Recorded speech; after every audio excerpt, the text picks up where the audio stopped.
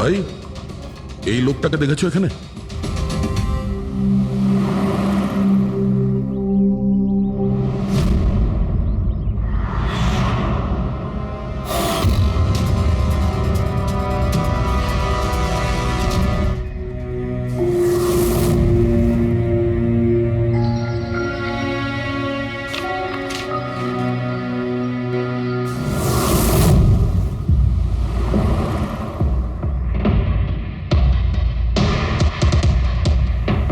আচ্ছা, এই যে দাদা, একে দেখেছেন? হ্যাঁ দেখেছি তো, কোথায়?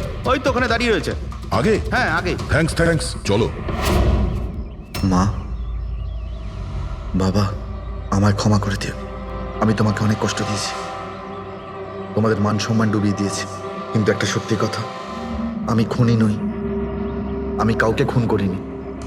আমি শুধু একটু টাকা ইনকাম করতে চেয়েছিলাম, কিন্তু আমি জানতাম আজ নয়তো কাল পুলিশ আমাকে ধরেই নেবে। এটা হওয়ারই ছিল।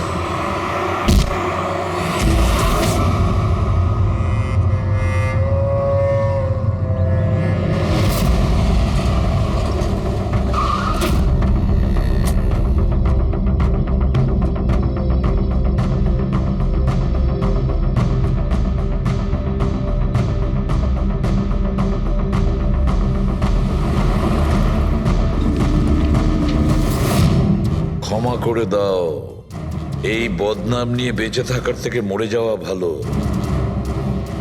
স্যার, আমরা সিসিটিভি ফুটেজ চেক করে দেখেছি।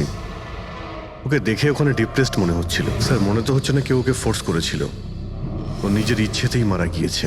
সুইসাইড নোট পড়ে তো মনে হচ্ছে স্যার ও এই কাজের ব্যাপারে খুব লজ্জিত ছিল। ও এ ব্যাপারে জড়িত তো ছিল, কিন্তু সিটকেও মারেনি। স্যার, দিনেশ নয় তো আর কে হতে পারে? এদের এইসব খেলার ব্যাপারে আর তো কেউ জানতোই না। এরকম ব্যাপার নয় তো যে এরা যাদেরকে ঠকিয়েছিল ওদের মধ্যে কেউ এদের থেকে প্রতিশোধ নিচ্ছে? হতে পারে। একটা কাজ করি, আমরা বোর্ডের ওপর পুরো সাসপেক্টদের নাম লিখি, ওদের ফটোগুলো ওই সাসপেক্ট মানে ওই এনআরআই যাকে হরিশ আর তার দুই বন্ধু মিলে ঠকিয়েছে,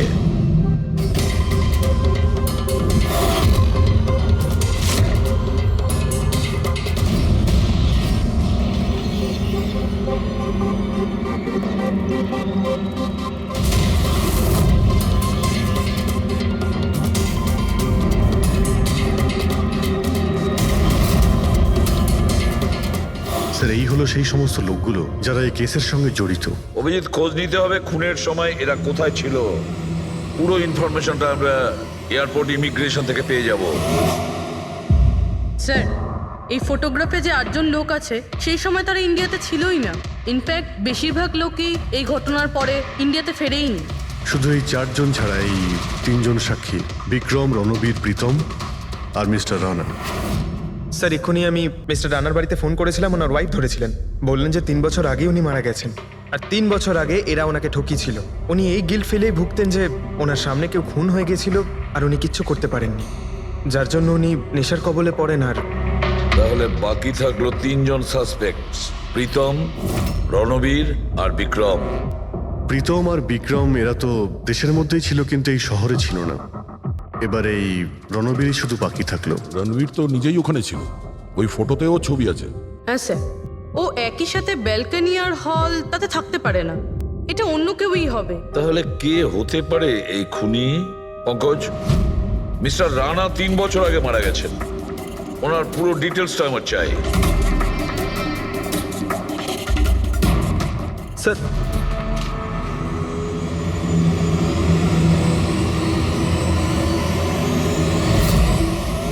এটা কোনো একজন লোকের কাজ নয়, অন্য কেউ আছে যে ওর সঙ্গে কাজটা করেছে। আমার তো মনে হচ্ছে যে খুনি আমাদের চোখের সামনেই আছে, শুধু আমরাই ওকে দেখতে পাচ্ছি না। ইয়েস, খুনি তো আমাদের সামনেই ঘুরছে। কি কথা বলেছো ফ্রেডি, সুপার। আমি স্যার, হ্যাঁ তুমি, খুনি সত্যিই আমাদের চোখের সামনে ঘুরছে, কিন্তু আমরা ওকে দেখতে পাচ্ছি না। কিন্তু এখন আমি বুঝতে পেরে গেছি। হোটেলে যাই। হোটেল? হ্যাঁ হোটেল। থিওরি হিসেবে ওর হোটেলেই থাকার কথা।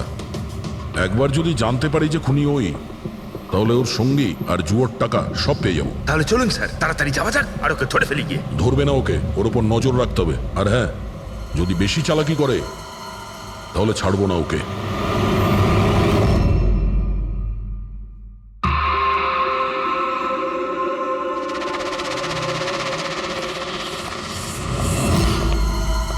এক্সকিউজ মি, হ্যাঁ স্যার, আমি আপনার ফোন থেকে একটা ফোন করতে চাই। করুন স্যার। আমাকে হারানো আজ তোমাদের পক্ষে সম্ভবই নয়। সম্ভব না, তাই না? হ্যাঁ, দাঁড়া দেখাচ্ছি।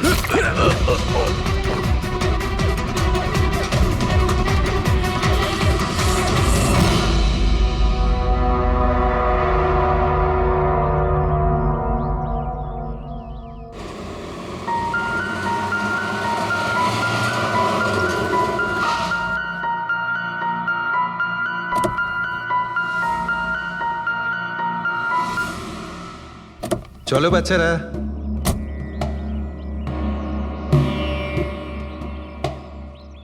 ভীষণ ক্লান্ত লাগছে, এত লম্বা ড্রাইভ। হেমন্ত, তুমি তো জানো আমরা ভ্যাকেশনে এসেছি, তাহলে কিছুদিন তুমি বিশ্রাম করে নিও। ওকে ওকে বাবা, ঠিক আছে, দরজা তো খোলো, আমি লাগেজগুলো নিয়ে আসছি। হ্যাঁ। এসো।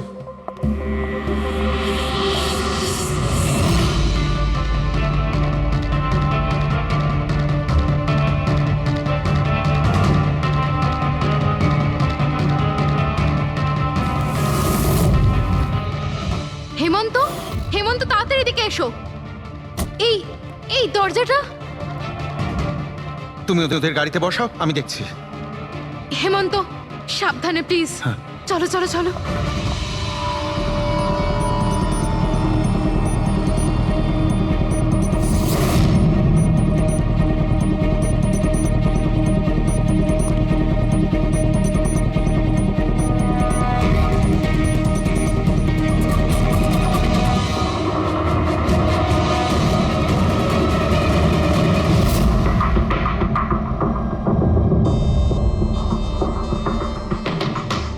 তিন চারবার আঘাত করেছে ছুরি দিয়ে। লাশ খুব একটা পুরনো নয়, মনে হচ্ছে কাল রাতে খুন হয়েছে এর। জুয়া খেলার সময় মারা গিয়েছে। এই 5টা গ্লাস পড়ে আছে এখানে, আর এই 5টা ভাগে তাস বাটা আছে। মনে হচ্ছে এছাড়া আরো 4 জন ছিল, ওদের মধ্যে কেউ একজন মেরেছে একে। বাইরে থেকেও কেউ আসতে পারে। পুরবী পঙ্কজ, একটু দেখো তো এই জালনা কিংবা দরজা ভাঙা নেই তো? মিস্টার হেমন্ত, এই লোকটা কে? না স্যার, আমি তো এনাকে আগে কখনো দেখিও নি। এই লোকটা আপনার ঘরে মরে পড়ে আছে, আর দেওয়ালের চারিদিকে ওর ছবি লাগানো আছে। এটা কি করে সম্ভব?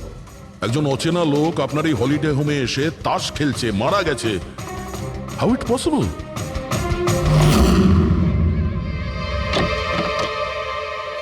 আচ্ছা, এখানে কোনো গার্ড নেই? ছিল স্যার, বহু বছর একজন গার্ড ছিল, কিন্তু ওই মাস চারেক আগে তার মৃত্যু হয়, ব্যাস তারপর থেকে আর কেউ নেই। আমি ভেবেছিলাম যে এবার একজন নতুন গার্ড রাখবো। আমায় বিশ্বাস করুন, আমি একদম সত্যি বলছি, আমি এই ভদ্রলোককে চিনিও না। উনি এখানে কি করছিলেন, ওনার ছবি এখানে কেন টাঙানো, আমি কিচ্ছু বুঝতে পারছি না।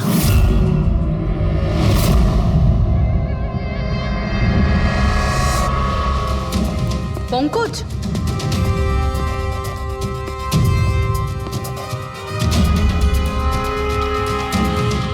স্যার, স্যার জোর করে তো কেউ ভেতরে ঢোকেনি। হ্যাঁ, পিছনের দরজায় তালা নেই কোনো, আর তার ছিটকানিটা বাইরে থেকে খোলা যায়। ওখান থেকে এসছে ওরা। আর স্যার, এই লিভিং রুমের যে জানলাটা আছে, এর বাইরে একটা কাটার ঝোপ আছে। ঝোপের মধ্যে এইটা পেলাম স্যার, কাপড়ের টুকরো।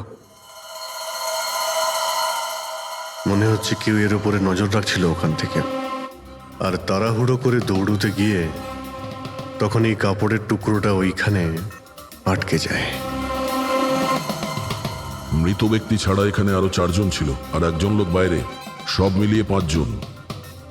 তাহলে এই ক্রাইমের অন্তত 5 জন সাক্ষী আছে। যদি এই 5 জনের মধ্যে একজনকেও ধরতে পারা যায়, তাহলে জানা যাবে কাল রাতে এখানে কি হয়েছিল। 3 জন লোক আছে যারা এই খুনটা সম্বন্ধে জানে, এবং তারা যে খুন হয়েছে তার ছবি দেখে চিনতে পেরেছেন। কখন আসছে ওরা? একটা সময়। 5 জনের মধ্যে 3 জন প্রথমবারই পাওয়া গেল, নট ব্যাড। আর স্যার, ওনারা নিউজ দেখে নিজেরাই আমাদের সঙ্গে দেখা করতে এসেছিলেন। অসাধারণ ব্যাপার। সমাজে যদি বাজে লোক থাকে, ভালো লোকও অনেক আছে স্যার। কিন্তু ওরা কাল রাতে রিপোর্ট লেখালো না কেন? স্যার, স্যার এরা ওই 3 জন, প্রীতম, রণবীর, বিক্রম। প্রীতম, রণবীর আর বিক্রম। তোমরা সবাই জানো ওই খুনটার ব্যাপারে? Yes sir. 3 জনের আলাদা করে স্টেটমেন্ট নাও। স্যার, যখন সিডের খুন হয়েছিল তখন আমি ওখানেই ছিলাম। সিড, ওর নাম সিড ছিল? হ্যাঁ স্যার। স্যার আমি ওদের চিনতামও না।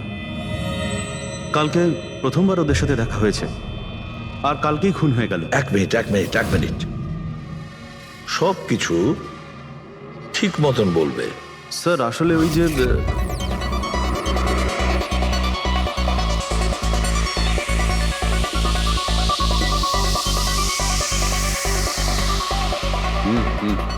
Sure sir. কি হয়েছে স্যার? আপনি বোর হচ্ছেন? ক্লাবে ভালো লাগছে না আপনার? ক্লাব? তুমি এটাকে ক্লাব বলছো? মনে হচ্ছে ক্লাব তুমি দেখোইনি। স্যার আপনি এখানে নতুন এসেছেন, এই শহরে প্রথমবার এসেছেন? হ্যাঁ, নিউ ইয়র্কে থাকি। একটা কাজের জন্য ইন্ডিয়াতে এসেছি। কাজ শেষ হয়ে গেছে আর শহরে বসে বোর হচ্ছি। আপনার বোর্ডন দূর করার একটা রাস্তা আছে আমার কাছে। রিয়েলি? কি? একটু এক্সপেন্সিভ। সেটার চিন্তা তোমায় করতে হবে না। কি রাস্তা আছে সেটা বলো। ভেবে দেখুন স্যার, লাখ টাকার ব্যাপার, আর রিস্কও আছে।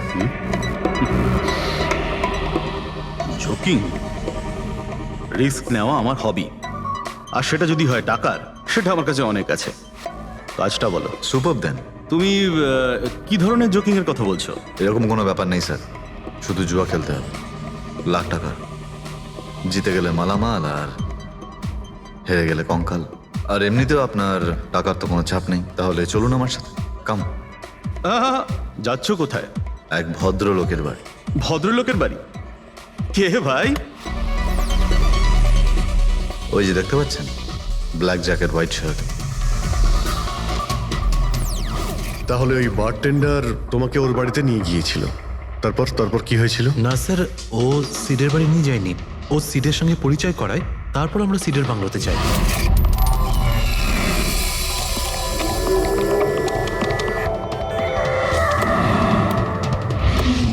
আর যখন আমরা ওখানে পৌঁছলাম তখন আগে থেকেই দুজন ওখানে ছিল।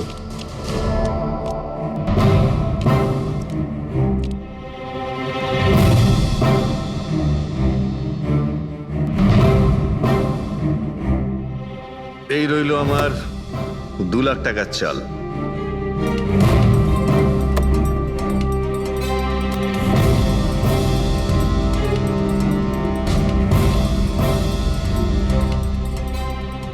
শো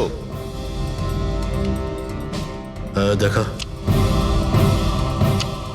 দারুণ ব্যাপার ভাই। কি খেয়ে বসেছিস? জিতেই চলেছিস। আমাদেরও বলে দে, আমরা একটু টাকা কামাই। ভাই, যদি খেলেই যেতে পারা যেত তাহলে তো কোনো কথাই ছিল না। এগুলো সব কপালের ব্যাপার, আর আজ আমার কপাল ভীষণ ভালো। সেটাই মনে হচ্ছে। তাহলে আরেকটা ডিল হয়ে যাক। হয়ে যাক। এটা কি করে হতে পারে?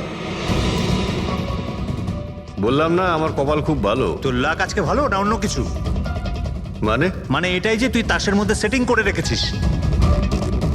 এ নিশ্চয়ই তাসের মধ্যে কিছু গোলমাল করে রেখেছে।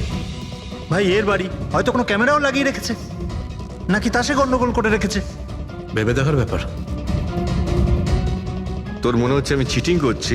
অফকোর্স, নাহলে আমাদের মধ্যে কারো হাতে ভালো তাস এলো না কেন? ওর এলো না, আমার এলো না কেন? তুই চিটিং করছিস, চিটার। এই, তুই আমাকে চিটার বলছিস? হ্যাঁ, তোকে চিটার বলছি। ও, হার মেনে নিতে পারছিস না তুই, তাই তো? খোকা, এটা বড়দের গেম, বাচ্চাদের নয়। যদি এখানে জিততে হয় না, তবে কার্ডে জিততে হয়। তাহলে বেরিয়ে যায় এখান থেকে। মুখ সামলে কথা বল। কি করছিস?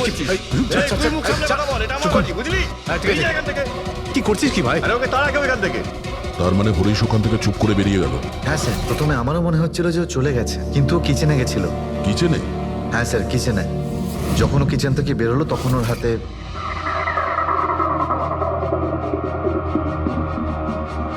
তুই আবার এসিস এখানে? তোকে বলেছি না এখানে আসবি না? বেরো এখান থেকে। আবার কি হলো কি? এই, তুই আবার হাত দিচ্ছিস গায়ে? আরে ভাই, হ্যাঁ? আরে কি করলি কি তুই? আরে মেরে দিল ওকে। এটা এটা কি করলে? মেরে দিলে? আমি অ্যাম্বুলেন্সকে কল করছি, তোরা এখানে থাক। আরে মরে গেছো? পুলিশকে ফোন কর, না হলে আমরা সবাই ফেসে যাবো। পুলিশকে ফোন করলে আমরা বেঁচে যাব? জুয়া খেলছিলাম আমরা, বেআইনি এই জুয়া খেলা। হ্যাঁ জুয়া খেলেছি, কাউকে মারিনি তো এক আমরা। বেশি চালাকি করিস না, পুলিশ যদি আসে না আমি একা ফাঁসবো না, সবাই মিলে ফাঁসবো। সেভ একটা কাজ করতে পারি, তোরা এখান থেকে যা, আমি কাজটা খতম করে আসছি। তোমরা কত টাকা হেরেছিলে? স্যার 30 লাখ। আমার প্রায় 50 লাখ মতন। স্যার 35 লাখ। এক মিনিট রণবীর, তুমি বলেছিলে যে সিড ওই সময় সাদা শার্ট পরেছিল, ইয়ে স্যার, উনি সাদা শার্টই পরেছিল। আর বিক্রম তুমি বলেছিলে যে ও হলুদ শার্ট পরেছিল। হ্যাঁ স্যার, ও হলুদ শার্টই পরেছিল। ও সাদা বা হলুদ রঙের শার্ট পরেছিল না, একটু ব্লুইশ কালার ছিল শার্টটার, আমার ভালো মনে আছে। কিভাবে সেটা হয়? আমরা যখন লাশটাকে পেয়েছিলাম তখন ও হোয়াইট কালারের শার্ট পরেছিল, আর রণবীরও তো এই একই কথা বলছে। এটা কিভাবে সম্ভব? একই সময়ে আলাদা আলাদা ড্রেসে কিভাবে খুন হয়? স্যার যখন মার্ডার হলো তখন এটা কেউ ছিলই না ওখানে।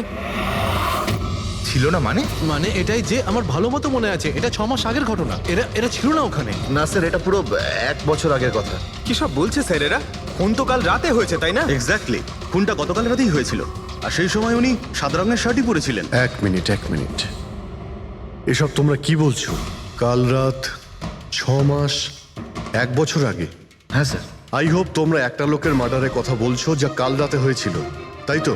আর তোমরা বলছো এই দুইজন ছিল না মার্ডারের সময়? স্যার এরা দুজন ওখানে ছিল না, আমি যে মার্ডারের কথা বলছি সেটা 6 মাস আগে হয়েছে। স্যার খুনটা কাল রাতেই হয়েছিল, আর সেই সময় যারা ছিল সেই দুজন অন্য কেউ ছিল, ওরা তখন ওখানে ছিল না। হ্যাঁ স্যার, ওরা ঠিক বলছে, আমিও চিনি না এদেরকে। তোমরা তিনজনের সিডের কথাই বলছো তো? আর মার্ডার হওয়ার আগে ও তোমাদের সঙ্গে চেরিস ক্লাবে দেখা করেছিল তো? আর তারপরে ও তোমাকে হেমন্ত বিলায় নিয়ে গেছে। না স্যার, ও আমাকে সংকল্প ম্যানশনে নিয়ে গেছিল, আর সেটা ওই কীর্তি হিলসে, হ্যাঁ কীর্তি হিলসে ছিল। না স্যার, ও আমাকে ইয়াশ হাউসে নিয়ে গেছিল, যেটা কার্টিস রোডে রয়েছে। একটাই লোক তিনবার তিন জায়গায় 3 রকম আলাদা আলাদা জামা কাপড় পরে কি করে মরতে পারে? হ্যাঁ সালুকে বলো। আচ্ছা ঠিক আছে, ওকে। অভিজিৎ, সালুকে কোনো সূত্র খুঁজে পেয়েছে, তোমরা যাও সালুকের সঙ্গে দেখা করো, আর ততক্ষণে আমি এদেরকে একটু জিজ্ঞাসাবাদ করি।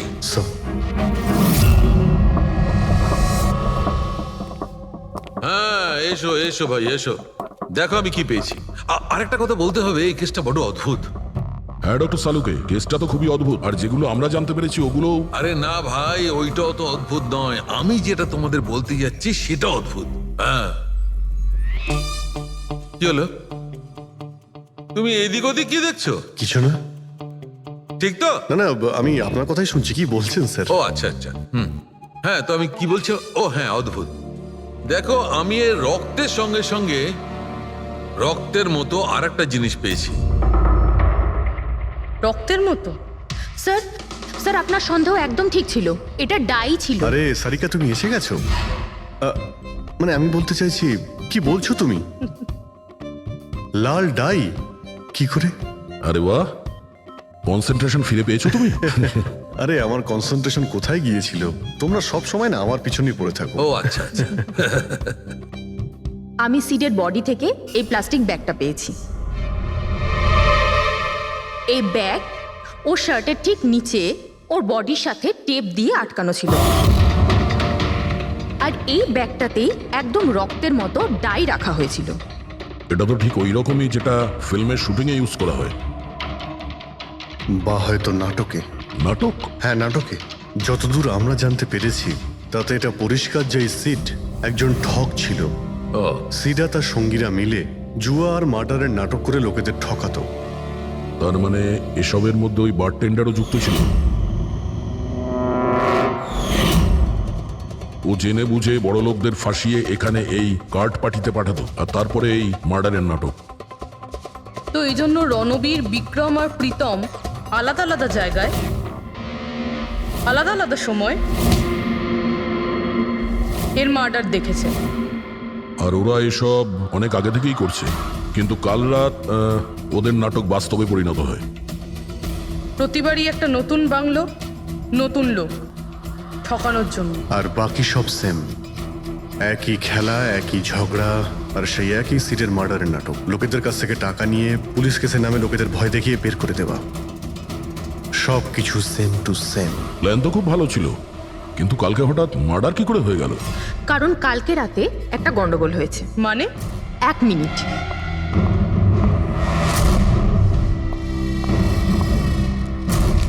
স্যার, আর এই হচ্ছে ছুরি। এই ছুরিটাও সেই রকমই নকল যেমন এই রক্তটা। যদি এটাকে কারোর শরীরে মারা যায় তখন এটা শরীরের ভেতরে যায় না, এটা ছুরির ভেতরেই চলে যায়। এই দেখো। কিন্তু ডক্টর, এটা যদি নকল চাকু হয় তাহলে এই নকল চাকু দিয়ে সিড মারা গেল কি করে? কালকে রাতে একটা ভুল হয়েছিল। এখানে একটা পেঁচ আছে, এই দেখো। যদি এই পেঁচটাকে ঘুরিয়ে দেওয়া যায় তখন এই ফলাটা আটকে যায়, ভেতরে ঢুকতে পারে না। তারপর এই ছুরিটা দিয়ে কেউ যদি আঘাত করে শরীরের ভেতরে ঢুকে যায়। কেউ ইচ্ছে করে এই ছুরিটাকে এরকম বানিয়েছে যাতে সিড মরে যায়। এরকম তো সেই লোকটাই করতে পারে যে এই খেলার ব্যাপারে সব কিছু জানতো। এটা বোধহয় সে যে লিভিং রুমের ব্যালকনিতে ছিল, যার কাপড়ের টুকরো আমরা পেয়েছিলাম। আর দ্বিতীয়ত, আমাদের খুনির কাছে সে পৌঁছবে যে বাকি লোকেদের কার্ড পার্টি পর্যন্ত পৌঁছেছে। ওই bartender Dinesh. Excuse me? I am sorry sir, এখনো ক্লাব ওপেন হতে বেশ কিছুটা সময় বাকি আছে। Sorry sir. আমরা একটা কেসের ব্যাপারে এখানে এসেছি। আমরা সিআইডি থেকে। সিআইডি? হ্যাঁ বলুন স্যার, আমি কি করতে পারি আপনার জন্য? স্টাফেদের সঙ্গে কিছু কথা আছে। স্টাফেরা এখানে আছে? এখন সবাই তো এখানে নেই, কিছু লোক আছে যারা লকার রুমে ইউনিফর্ম চেঞ্জ করছে। আপনাদের একজন বারটেন্ডার দিনেশ, সে কোথায়? ম্যাম, কাল থেকে ও কাজে আসেনি, জানি না না বলে কোথায় গেছে।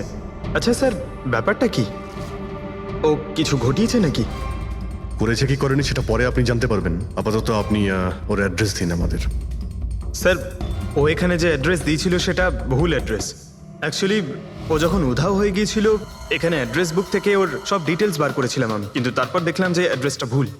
আপনি চাইলে আমি আপনাকে অ্যাড্রেসটা দিতে পারি, কিন্তু আমার মনে হয় না আপনি ওকে ওখানে খুঁজে পাবেন। আপনি যখন কাউকে কাজে রাখেন তখন তাদের ডিটেলস নিয়ে রাখেন না? আপনি কি জানেন আপনার এই বারকে সামনে রেখে ও লোককে ঠকাতো?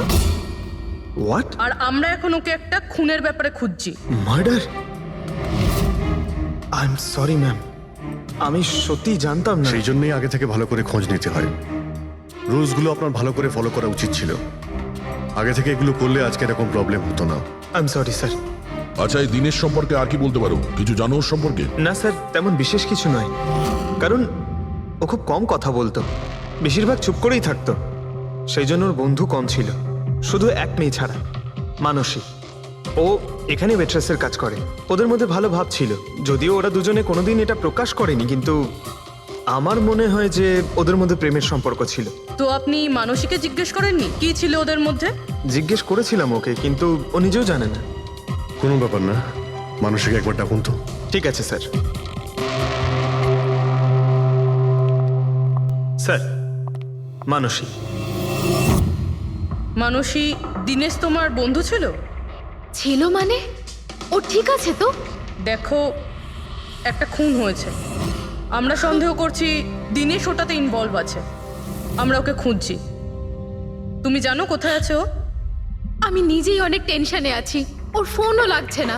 আর ও এখানে যে অ্যাড্রেসটা দিয়েছিল সেটাও নকল। আর আপনারা বলছেন যে ও কোনো মার্ডারের সাথে যুক্ত? আচ্ছা, আপনি তো ওকে খুব ভালো করেই জানতেন না? হ্যাঁ স্যার, আমরা একে অপরকে ভালোবাসতাম আর আমরা বিয়েও করতে চলেছিলাম। সেই জন্য ও কিছু টাকা জোগাড় করতে চাইছিল। আচ্ছা, ও এই টাকাটা ক্লাবের চাকরি থেকে জমাচ্ছিল নাকি অন্য কোনো সাইড বিজনেস ছিল ওর?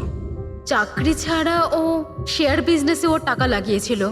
আর আমাকে বলতো যে ও অনেক টাকা রোজগার করছে, আমাকে দামি দামি গিফট দিত আর দামি দামি রেস্টুরেন্টও নিয়ে যেত। তো ও তোমায় ওর ঠকানোর বিজনেসের ব্যাপারে কিছুই বলেনি? ওর কোনো ছবি আছে তোমার কাছে? হ্যাঁ আছে।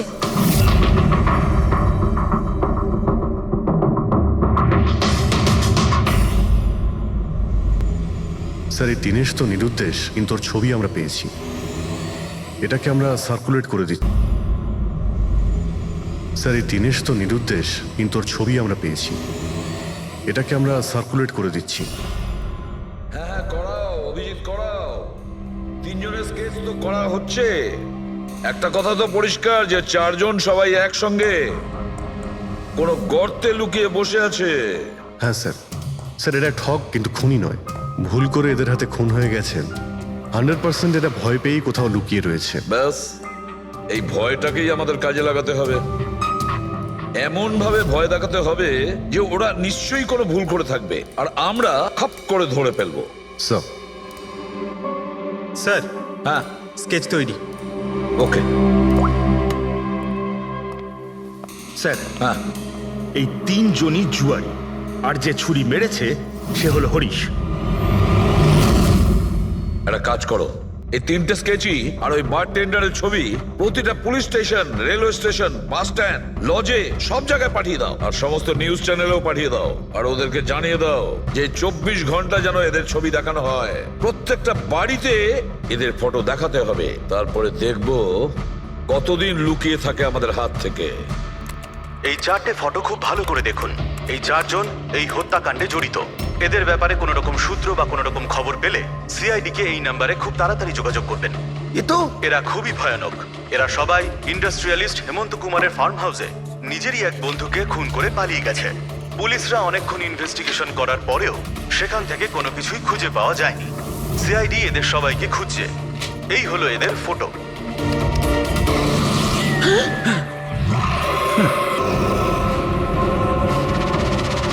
ভাই শোন না, ম্যাচটা চালু কর না, ম্যাচ হচ্ছে।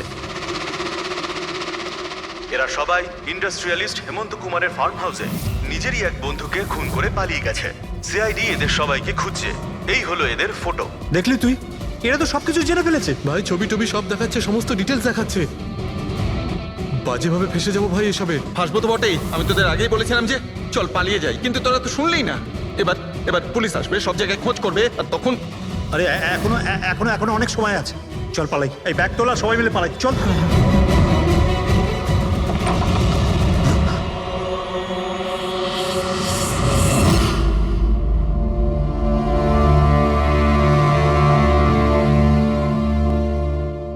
স্যার, সিট তো আমার খুব ভালো বন্ধু ছিল, আমার পার্টনার ছিল, সব কিছু ঠিকঠাক চলছিল।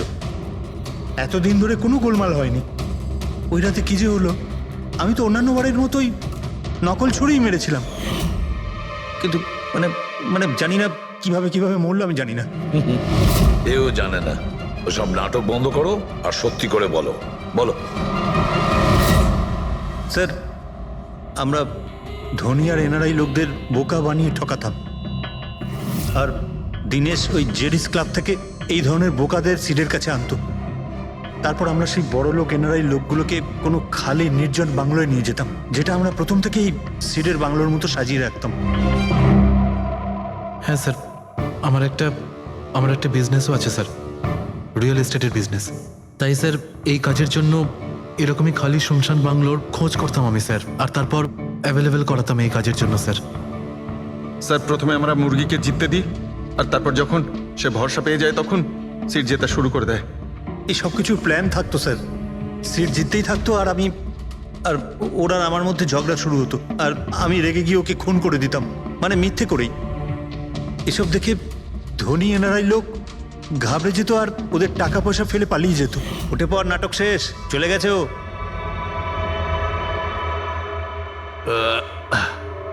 ঠিক গেছে তো রে? হ্যাঁ গেছে। উফ, আরে লেগে যাবে পাগল।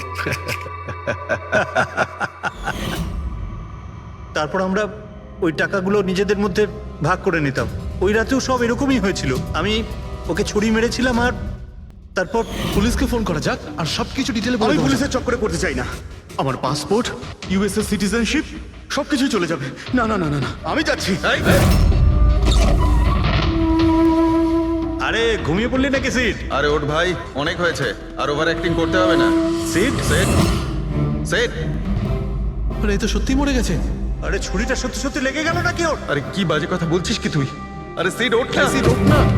আরে ছুরিটা কি করে? তুই ছুরিটা ইউজ করার আগে চেক করিসনি নাকি? আরে প্রথমবার করছি নাকি? শুটিংয়ের ছুরি এটা, একটাই তো ছুরি আছে না। কিন্তু এই খুন কি করে হতে পারে? আমাদের পুলিশকে জানাতে হবে। পুলিশকে যদি জানাই তো আমরা সবাই ফেসে যাব। তাহলে কি করব?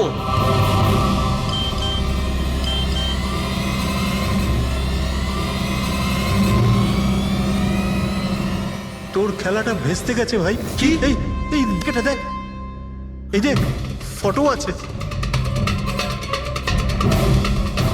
আরে আমি এই ফটোগুলো এখনই পাঠাচ্ছি পুলিশের কাছে অ্যাড্রেস সহ। ওরা এক্ষুনি ওখানে এসে পড়বে। তোর খুব শখ হয়েছিল না খেলার? এবার দেখি পুলিশের সাথে কেমন লুকোচুরি খেলিস। তুমি বলছো যে তোমরা ওখানে টাকা ফেলে পালিয়ে গিয়েছিলে? হ্যাঁ স্যার, পুরো 90 লাখ টাকা ছিল স্যার। আমরা সব ফেলে পালিয়েছিলাম। কিন্তু আমরা তো ওখানে কোনো টাকা পাইনি। আমি কিছু জানি না ম্যাম, ওই টাকাটা কোথায় গেছে, ওই নকল ছুরিটাই বা আসল কি করে হয়ে গেল, সিডের খুন কি করে হয়ে গেল, আমি কিচ্ছু জানি না ম্যাম। কেউ তোমাদের জালে তোমাদেরই ফাঁসি দিয়েছে, বুঝেছো? দেখো, এমন কেউ আছে যে তোমাদের এই খেলার ব্যাপারে সব কিছুই জানতো। ওই ছুরিটা নিয়ে কোনো গন্ডগোল করেছিল আর তাতেই সিট মারা যায়। আর ওই দিনেশ, ও কোথায়? সিড মারা যাওয়ার পর আমি দিনেশকে ফোন করেছিলাম। আমার কথা শুনে ও খুব ঘাবড়ে গেছিল। বলল কি যে ওই শহর ছেড়ে চলে যাবে। দিনেশ তো তখন থেকেই উধাও। তাহলে কি পুরো প্ল্যানটা আবার দিনেশ করেনি তো? ওখানে রণবীরকে পাঠায় আর হরিশের ছুরিটাই চেঞ্জ করে দেয়, আর তারপরে দিনেশ ব্যালকনিতে লুকিয়ে পড়ে। আর ওখান থেকে দিনেশ ফটো তুলেছে স্যার, আর হরিশকে পাঠিয়েছে। আর তারপর বলেছে যে পুলিশ আসছে, তাই এরা সব ভয় পালিয়ে গেছে। 90 লক্ষ টাকা ছেড়ে পালিয়ে গেছে। তার মানে দিনেশ আমাদের সাথে বেইমানি করেছে। বাহ, সবাইকে ঠকায় যে লোক, যখন তাদের সাথে এরকম হলো খারাপ লাগছে।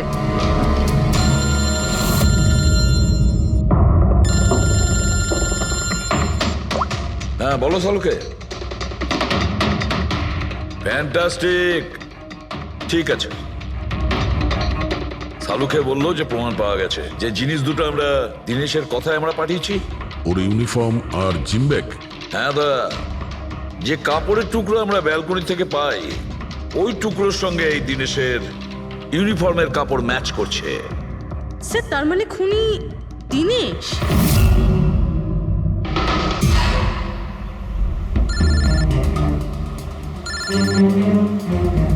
ACP sir, hello. কি জিটি রোড? ঠিক আছে স্যার, ওকে ওকে। জিটি রোডে যেতে হবে। দিনেশকে জিটি রোডের বাজারে দেখা গেছে।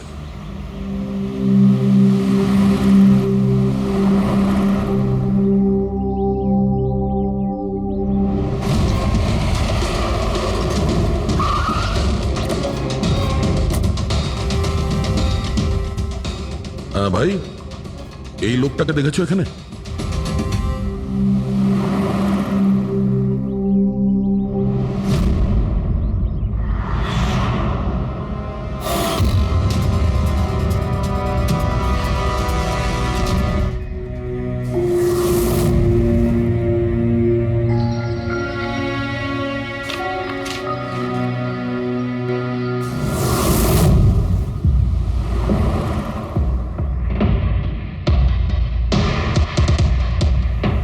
আচ্ছা, এই যে দাদা, একে দেখেছেন? হ্যাঁ দেখেছি তো, কোথায়? ওই তো ওখানে দাঁড়িয়ে রয়েছে। আগে? হ্যাঁ আগে। থ্যাঙ্কস থ্যাঙ্কস, চলো। মা, বাবা, আমায় ক্ষমা করে দিও। আমি তোমাকে অনেক কষ্ট দিয়েছি, তোমাদের মান সম্মান ডুবিয়ে দিয়েছি। কিন্তু একটা সত্যি কথা, আমি খুনি নই। আমি কাউকে খুন করিনি। আমি শুধু একটু টাকা ইনকাম করতে চেয়েছিলাম। কিন্তু আমি জানতাম আজ নয়তো কাল পুলিশ আমাকে ধরেই নেবে। এটা হওয়ারই ছিল।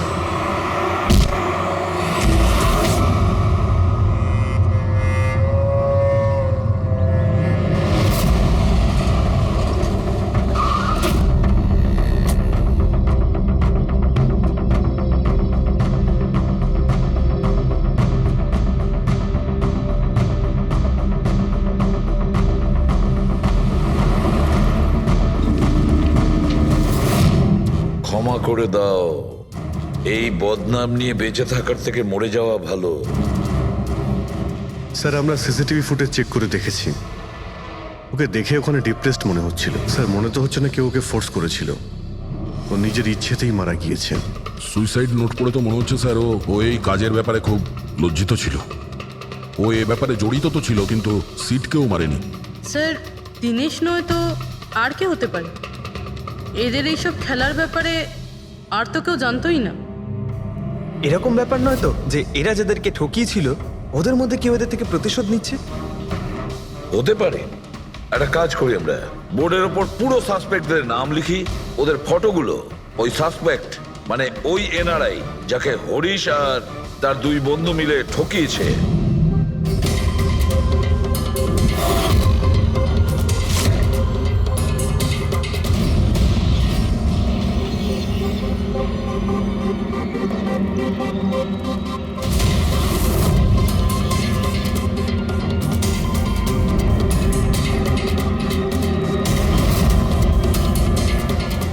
স্যার এই হলো সেই সমস্ত লোকগুলো যারা এই কেসের সঙ্গে জড়িত। অভিজিৎ, খোঁজ নিতে হবে খুনের সময় এরা কোথায় ছিল। পুরো ইনফরমেশনটা আমরা এয়ারপোর্ট ইমিগ্রেশন থেকে পেয়ে যাব। স্যার এই ফটোগ্রাফে যে 8জন লোক আছে সেই সময় তারা ইন্ডিয়াতে ছিলই না। ইনফ্যাক্ট বেশিরভাগ লোকই এই ঘটনার পরে ইন্ডিয়াতে ফেরেইনি। শুধু এই 4 জন ছাড়া এই 3 জন সাক্ষী, বিক্রম, রণবীর, প্রীতম আর মিস্টার রানা। স্যার এক্ষুনি আমি মিস্টার রানার বাড়িতে ফোন করেছিলাম, ওনার ওয়াইফ ধরেছিলেন। বললেন যে 3 বছর আগে উনি মারা গেছেন, আর 3 বছর আগে এরা ওনাকে ঠকিয়েছিল। উনি এই গিল্ট ফেলেই ভুগতেন যে ওনার সামনে কেউ খুন হয়ে গেছিল আর উনি কিচ্ছু করতে পারেননি, যার জন্য উনি নেশার কবলে পড়েন। আর তাহলে বাকি থাকলো 3 জন সাসপেক্ট, প্রীতম, রণবীর আর বিক্রম। প্রীতম আর বিক্রম এরা তো দেশের মধ্যেই ছিল, কিন্তু এই শহরে ছিল না। এবার এই রণবীরই শুধু বাকি থাকলো। রণবীর তো নিজেই ওখানে ছিল, ওই ফটোতেও ছবি আছে। হ্যাঁ স্যার, ও একই সাথে ব্যালকনি আর হল তাতে থাকতে পারে না, এটা অন্য কেউই হবে। তাহলে কে হতে পারে এই খুনি? পঙ্কজ, মিস্টার রানা 3 বছর আগে মারা গেছেন, ওনার পুরো ডিটেলসটা আমার চাই। Sir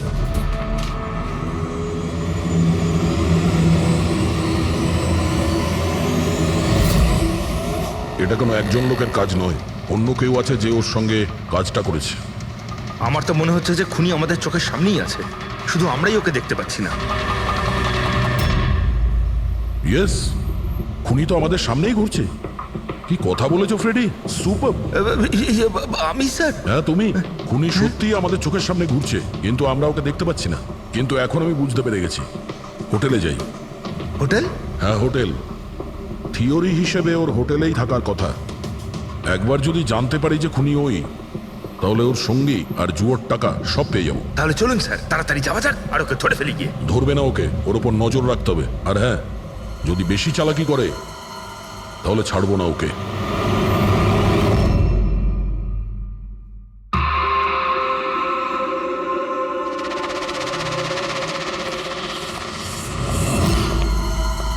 excuse me. হ্যাঁ স্যার, আমি আপনার ফোন থেকে একটা ফোন করতে চাই। করুন স্যার।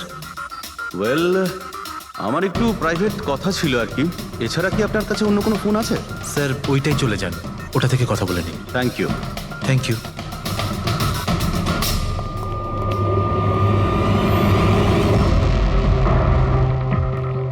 শোনো ভাই। হ্যাঁ স্যার। আমরা সিআইডি থেকে আসছি, আমরা এই লোকটাকে ফলো করছি। এই লোকটা যে কথা বলছে ওটা আমাদের শুনতে হবে যে কি কথা বলছে। স্যার ওই ফোনটা এই ফোনটার সাথে কানেক্টেড। আমার মনে হচ্ছে সিআইডি কিছুই জানতে পারেনি, প্ল্যানটা সাকসেসফুল। আমাদের প্ল্যানটা খারাপ করার শুধু একটাই লোক ছিল, আর সেই ছিল দিনেশ। আরও সেটার উপযুক্ত শাস্তি পেয়ে গেছে। So there is nothing to worry about. You don't worry, আমি যদি কিছু জানতে পারি তোমাকে জানাবো। I love you two.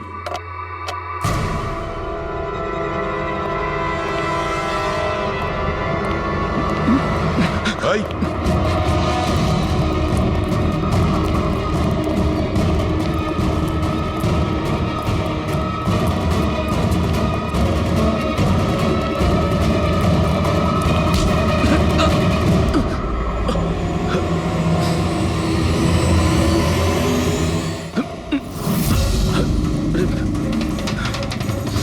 আমি আপনাদেরকে কিচ্ছু বলতে পারবো না, আমি এই ব্যাপারে কিচ্ছু জানি না।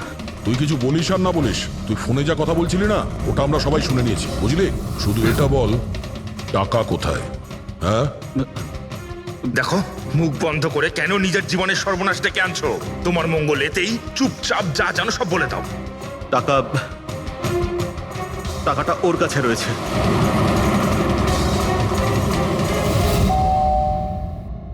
একটু দেখ তো মা, কে বেল বাজাচ্ছে? হ্যাঁ মা।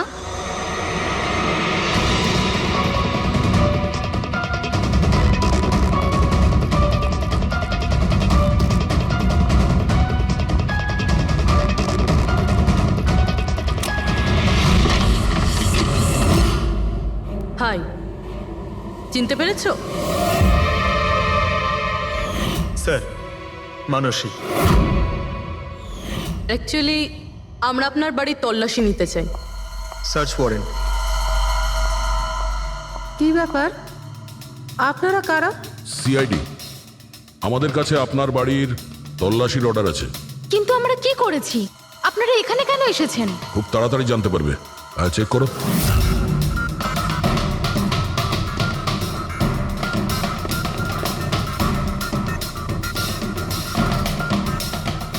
দয়া স্যার।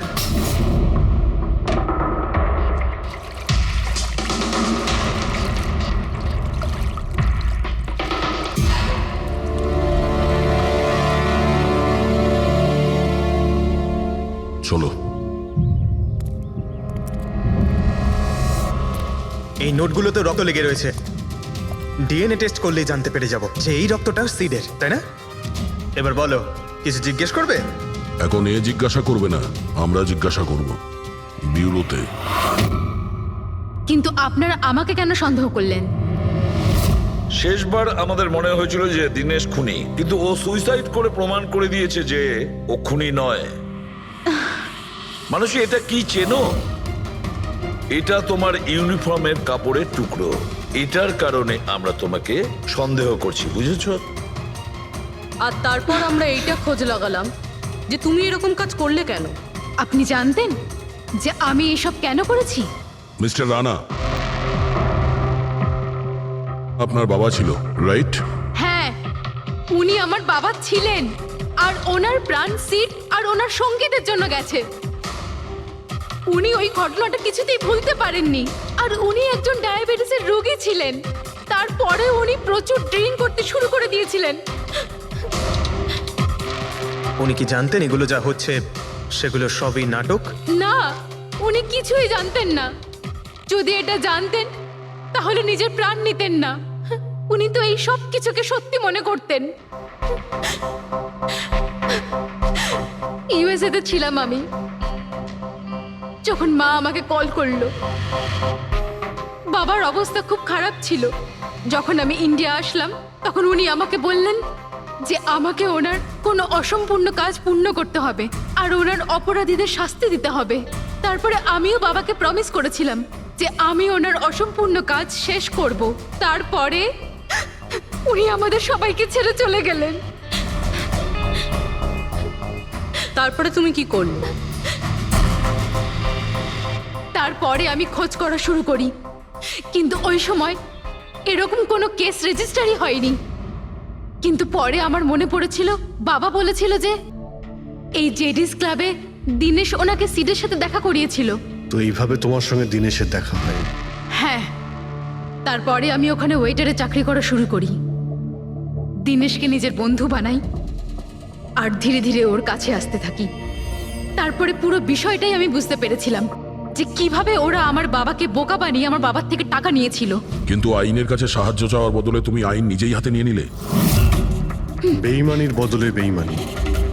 দিনেশের সঙ্গে তুমি ভালোবাসার নাটক করেছিলে। হ্যাঁ, আমি নাটক করেছি। ওদেরকে উপযুক্ত শাস্তি দেওয়ার জন্য আমি এটা করেছিলাম। আর এতে তোমার সাহায্য করেছে তোমার প্রেমিক, তোমার আসল বয়ফ্রেন্ড।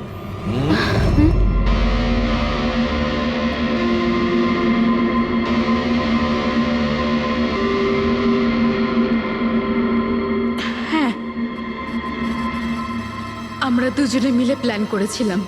রণবীর ওই রাতে জেনে বুঝে বোকা হয়েছিল। আর ওই ছুরি, ছুরিটাকে খারাপ করেছিল? যদি এই পেঁচটাকে ঘুরিয়ে দেওয়া যায় তখন এই ফলাটা আটকে যায়। ওই ছুরিটাকে আমি খারাপ করেছিলাম, আর ব্যালকনি থেকে লুকিয়ে ফটো আমিই নিয়েছিলাম। তারপরে আমি ওই ফটো হরিশকে পাঠিয়েছিলাম, আর ওদেরকে ওখান থেকে তাড়িয়ে দিলাম, আর আমি টাকাগুলো নিয়ে ওখান থেকে বেরিয়ে পড়লাম। আমি আমার বাবাকে দেওয়া প্রমিস পূরণ করেছি। ওই টাকাটা আমার বাবার ছিল, আমি ওনার প্রতি ন্যায় করেছি। ভুল। ওই ন্যায় বিচার করা তোমার কাজ নয়, সেটা করবে আদালত। তুমি আইন নিজের হাতে নিয়েছিলে, আর একটা খুব মস্ত বড় অপরাধ করেছো। আইন তোমাকে কঠোর থেকে কঠোরতম শাস্তি দেবে, তোমাদের দুজনকে কঠোর শাস্তি দেবে।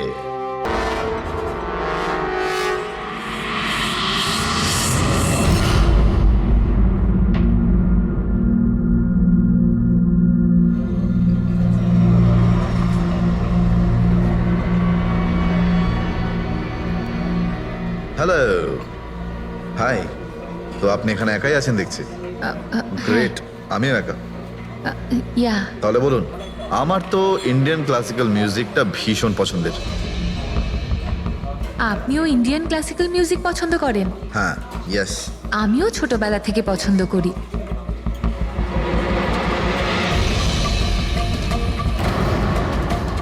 কি হলো, আপনি বারবার ওদিকে তাকিয়ে আছেন কেন? আপনার মতো সুন্দরী আরো কেউ আসতে চলেছে নাকি এখানে? হ্যাঁ, না না না, এমনি। Excuse me. Yeah, sure.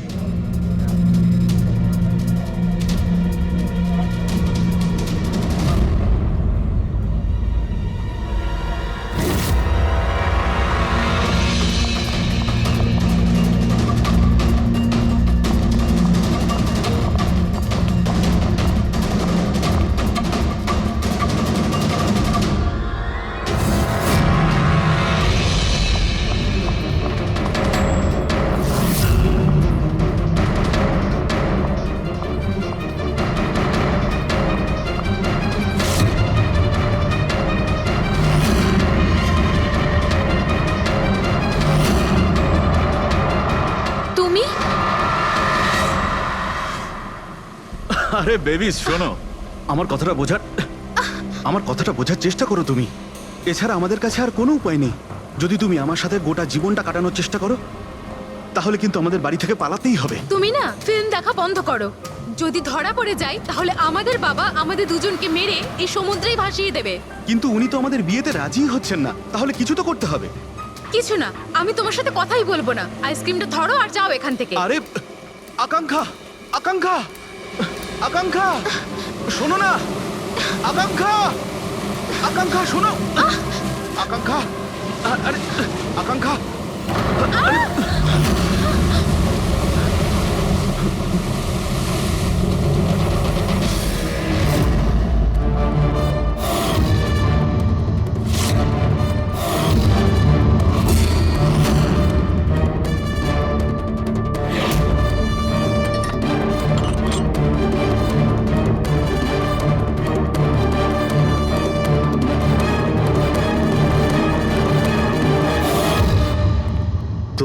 Sarika দেবী, জানতে পারলে কিছু? সবকিছু। তাহলে বলে ফেলো, দেরি করে আর। ভাই, আমিও তো আছি। আচ্ছা, তাহলে আপনি শুরু করে দিন। আমিও শুরু করব। হ্যাঁ, নিশ্চয়ই। হ্যাঁ, গুড। তবে এবার দেখো, এটা তো তোমরা তখন জেনেই গেছো যে এই মেয়েটাকে গলা টিপে মারা হয়েছে। এর গলার চিহ্নটা দেখে তো তোমরা বুঝতেই পেরেছো, তাই না? হ্যাঁ ডক্টর, আমরা জানি একে গলা টিপেই খুন করা হয়েছে। হ্যাঁ হ্যাঁ, ওর মৃত্যু গলা টেপার জন্যই হয়েছে, আর গলা কোনো বেল্ট দিয়ে টেপা হয়েছিল। সেটা কি করে জানা গেল? দেখো, এর গলার ওপর যে চিহ্নটা রয়েছে সেটা তো এইরকম চওড়া, আর মন দিয়ে দেখো কোথাও কোথাও গাঢ় আছে আর কোথাও কোথাও হালকা। আর যদি কোনো দড়ির মতো কিছু দিয়ে করা হতো তাহলে এই চিহ্ন এত চওড়া হতো না, এই বেল্টের মতো। আর পুরো গলাটাতে একই ধরনের হতো, কোথাও হালকা আর কোথাও গভীর, এরকম নয়। এক্সিলেন্ট। কি অসম্ভব ইন্টেলিজেন্ট আপনারা। ডক্টর সালুখে, পরের জন্মে আমি ফরেনসিক এক্সপার্টই হব। আরে ভাই ফ্রেডি, তুমি পরের জন্মের কথা কেন বলছো? এই জন্মটাই তাকে সামনে নাও না। আরে পরের জন্মের কথা ভাবছে। হ্যাঁ, আমি কি যেন বলছিলাম? আরে আপনি ওই গলা বেল্ট বেল্ট গলা ওই হ্যাঁ, বেল্ট বেল্ট। দেখো, বেল্ট দিয়ে এইভাবে গলাটা চেপে ধরেছে, আর পরে একে পেছন থেকে মাথার পেছন দিকে কোনো ভারী জিনিস দিয়ে আঘাত করা হয়েছে। ডক্টর সালুখে, খুনি যদি একে গলা টিপেই মেরে থাকবে, তাহলে পেছন থেকে মাথায় বাড়ি মারলো কেন? আরে ভাই, খুনি চাইনি যে যে কোনো ভাবেই হোক মেয়েটা যেন বেঁচে না যায়। কখন মারা গিয়েছিল? রাতে 12টা থেকে 2টোর মধ্যে। রাত 12টা থেকে 2টো? এত রাতে এই মেয়েটা কি করছিল? স্যার, হতে পারে যে এ কোনো কল সেন্টারে কাজ করে, নাইট শিফটে। তাছাড়াও এর আইডেন্টিটি তো আমরা জানতে পারিনি। না না, এরকম মনে হচ্ছে না যে ও কল সেন্টার থেকে আসছিল।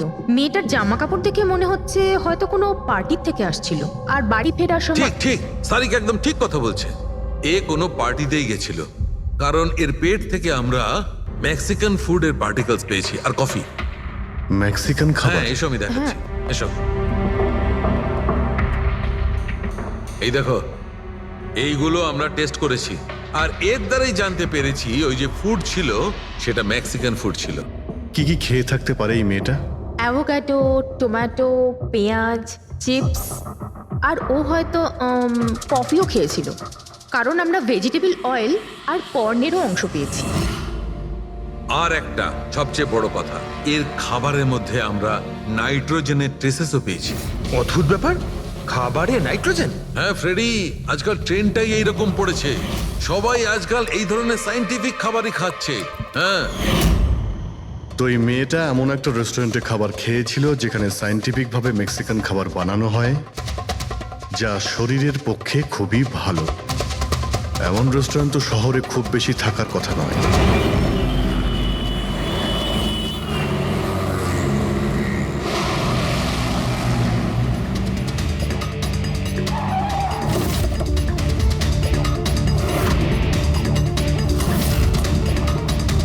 মনে হচ্ছে নিশ্চয়ই এখানে কোনো ক্লু পাওয়া যাবে।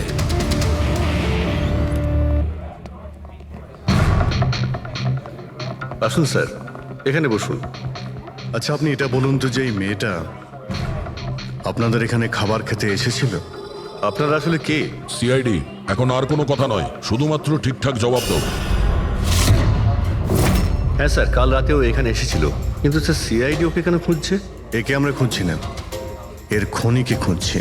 খুন হয়ে গেছে বেচারি। একটা কথা বলুন, এই মেয়েটা কি একা এসেছিল নাকি অন্য কেউ সঙ্গে ছিল? স্যার, এসেছিল তো একাই, কিন্তু ও কথা বলেছিল অনেকের সঙ্গে। একা এসেছিল তো অনেক লোকের সাথে কথা হলো কিভাবে? আসলে আমাদের রেস্টুরেন্টে কালকে স্পিড ডেটিং নাইট ছিল।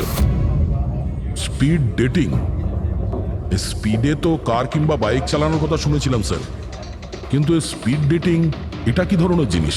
স্যার, স্পিড ডেটিং ইয়াং জেনারেশনের কাছে এখন খুব পপুলার স্যার।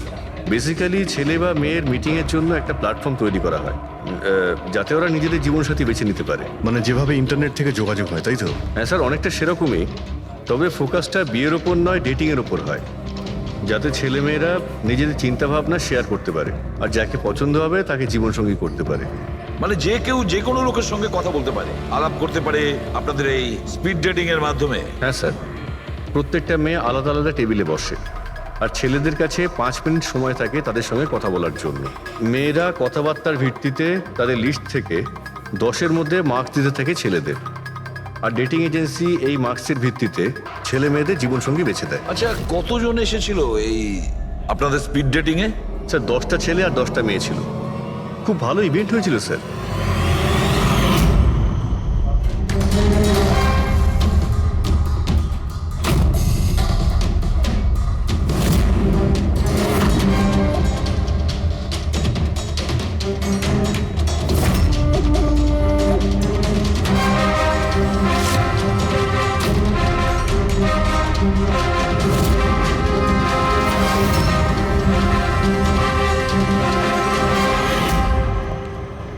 আর শুনুন, এই মেয়েটার সঙ্গে যত লোক এই আপনাদের স্পিড ডেটিং ফেয়ারে এসেছিল সবার ডিটেলস চাই আমাদের।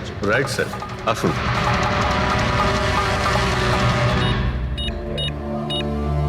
স্যার এই হলো এই ম্যাডামের ডিটেলস। মিস মালা বিরমানি, অ্যাড্রেসটা হলো A/231B ইউক্যালিপ 1111, ফোন নাম্বার 6528119991। এই সব কিছু ডিটেলস চাই আমাদের। আচ্ছা, ওই মেয়েটা কালকে মেক্সিকান খাবারের সঙ্গে কফিও খেয়েছিল কি? না স্যার, কফি তো পাওয়াই যায় না আমাদের রেস্টুরেন্টে। আপনাদের এই রেস্টুরেন্টে কফি পাওয়া যায় না? না স্যার। আচ্ছা আচ্ছা, আপনি এর প্রিন্ট আউটটা নিয়ে আসুন। আনছি স্যার। হতে পারে এই মালা এখান থেকে কোনো ছেলের সঙ্গে বাইরে গিয়েছিল কফি খেতে, খাওয়া দাওয়ার পরে, আর তখনই ও খুন হয়ে যায়। কি? এটা কিভাবে সম্ভব? না, আচ্ছা ঠিক আছে, থ্যাংক ইউ। এত বড় একটা মিথ্যে! ওই মেয়েটার নাম ভুল আছে, ওই মেয়েটার অ্যাড্রেসটাও ভুল। আমি এটা ভেবে পাচ্ছি না যে কারো লাইফ পার্টনার খুঁজতে গিয়ে সবকিছু এত ভুল কেন হতে পারে। ওই মেয়েটা ফ্রড। যাই হোক না কেন, ওকে তো শনাক্ত করতেই হবে। লাশের কাছে না মোবাইল ছিল আর না পার্স। স্যার, ওই মেয়েটা মারা গেছে 48 ঘন্টা হলো। ওর বাড়ির লোক কিংবা চেনাশোনা কেউ নিশ্চয়ই কোথাও রিপোর্ট লিখিয়েছে। পুরো বিয়েটা চেক করছে, আমরা জেনে যাবো। গোরেগাঁও পুলিশ স্টেশন মালা নামের কোনো মেয়ের মিসিং কেস ফাইল করা হয়েছে?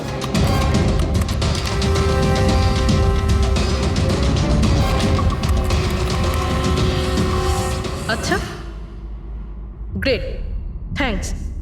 আপনি আমাকে কমপ্লেনের ফাইল পাঠাতে পারবেন? আর হ্যাঁ, প্লিজ আপনি ওর পরিবারকে কিছু জানাবেন না। স্যার। হ্যাঁ স্যার, মেয়েটার আসল নাম মালিনী, আর মরুর এলাকাতে ওর মিসিং কমপ্লেন ফাইল হয়েছিল। মিসিং কমপ্লেন ওর স্বামী আর শ্বশুর শাশুড়ি করেছে স্যার। কি? একজন বিবাহিত মহিলা, সে স্পিড ডেটিং এ? সেটাই তো, আর সেটাও আবার কোনো নকল নাম দিয়ে। হ্যাঁ বলুন। সিআইডি।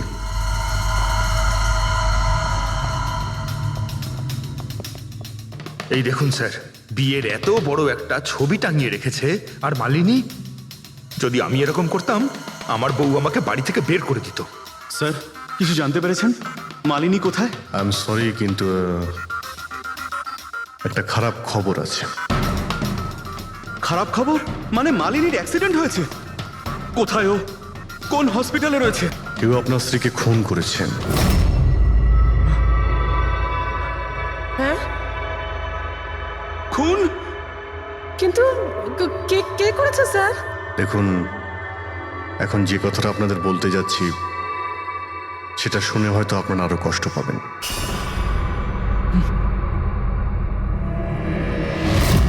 Speed dating? সেটা আবার কি স্যার? এটা এমন একটা প্রোগ্রাম যেখানে ছেলে মেয়েদের দেখা হয় তাদের জীবন সঙ্গী বেছে নেওয়ার জন্য। আর মৃত্যুর রাতে মালিনী এরকমই প্রোগ্রামে গিয়েছিল। আমার পোড়া কপাল, আমার ছেলে ঘরে থাকতে ও আরেক জীবন সঙ্গী খুঁজতে চলে গেল। ব্যাস, এটাই তো বাকি ছিল। বংশের নাকে ঝমা কষা দিয়েছে ও। স্যার, মনে হচ্ছে আপনাদের কিছু একটা ভুল হচ্ছে। আমাদের বিবাহিত লাইফ তো খুব ভালোই চলছিল, তাহলে ওর নতুন পার্টনারের কিসের প্রয়োজন পড়লো? আফসোস এটাই যে এই প্রশ্নের উত্তর দেওয়ার জন্য মালিনী এখন বেঁচে নেই। সেই জন্য এর উত্তর এখন তো আপনাকেই দিতে হবে। বলতে পারেন আমরা খুব সাধারণ একটা পরিবার, ছিলাম অন্য জায়গায়। কিছুদিনই হয়েছে আমরা এখানে এসে থাকছি। আপনার অ্যারেঞ্জ ম্যারেজ ছিল নাকি love marriage? Sir, arrange marriage ছিল। গত বছরই মালিনীর মেডিকেল এক্সাম শেষ হওয়ার পরেই আমরা দুজনে বিয়ে করে নিই। কোনো ঝগড়া বা কিছু? স্যার, না স্যার, তেমন তো আমাদের মধ্যে কোনো ঝগড়া হয়নি। এর জন্য তো আরও চিন্তা হচ্ছে যে ও স্পিড ডেটিংয়ে যেতে গেল কেন। আচ্ছা, আপনি এটা বলুন যে রাতে মালিনীর খুন হয়েছিল আপনি কোথায় ছিলেন? স্যার, আমি আমার অফিসে কাজ করছিলাম। সেদিনকে অফিসে আমার অনেক কাজ ছিল, অনেক রাত পর্যন্ত আমি কাজ করেছি। কত রাত পর্যন্ত? এই ধরুন রাত 1:30 পর্যন্ত। আমি তো বাড়িতে ফিরে জানতে পারলাম যে মালিনী বাড়িতে ফেরেইনি। ওর সঙ্গে কারো কোনো শত্রুতা? না স্যার, কোনো শত্রুতা তো ছিল না। স্যার, আমার মনে হচ্ছে ওর গয়না লুট করার জন্য কেউ হয়তো এরকম। না, গয়না লুট করার জন্য খুন হয়নি, কারণ ওর ডায়মন্ড রিং আর দামি গাড়ি সবকিছুই ঠিকঠাক ছিল। তাহলে ওকে নিশ্চয়ই ওই স্পিড ডেটিং এর লোকই মেরে থাকবে। আমি তো আগে থেকেই জানতাম যে ওই মেয়েটা মোটেই ঠিক নয়। ঠিক নয় মানে? ও তো বাড়িতে পাই রাখতো না। ওর পায়ে ওই যে কি যেন বলে, হুইল ছিল, হুইল। রাত দিন দেখো বাড়ির বাইরেই টোটো করে বেড়াচ্ছে, আর যে কোনো অচেনা লোকের সঙ্গে বকবক করছে। আমরা যদি কখনো ওকে কিছু বলতে যাই, তেড়া উত্তর দিত। একটু চুপ করো তো মা। আরে চুপ করবো কি রে, আমাকে বলতে দে তুই। আর ও যতক্ষণ বাড়িতে থাকতো একটা কুটো মেরে দেখতো না। যখনই দেখো তখনই ল্যাপটপ আর ক্যামেরার মধ্যে ডুবে থাকতো। ল্যাপটপ আর ক্যামেরা, ওগুলো আমরা দেখতে পারি?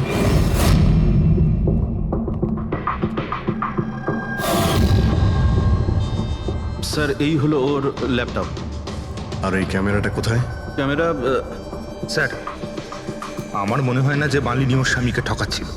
ও অন্য কোনো উদ্দেশ্যেই ওখানে গিয়েছিল। উদ্দেশ্য কি ছিল সেটা এই ক্যামেরা ল্যাপটপ থেকে জানতে পারাই যাবে।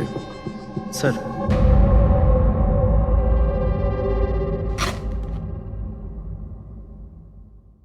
ক্যামেরা কোথায়? ব্যাগ তো খালি।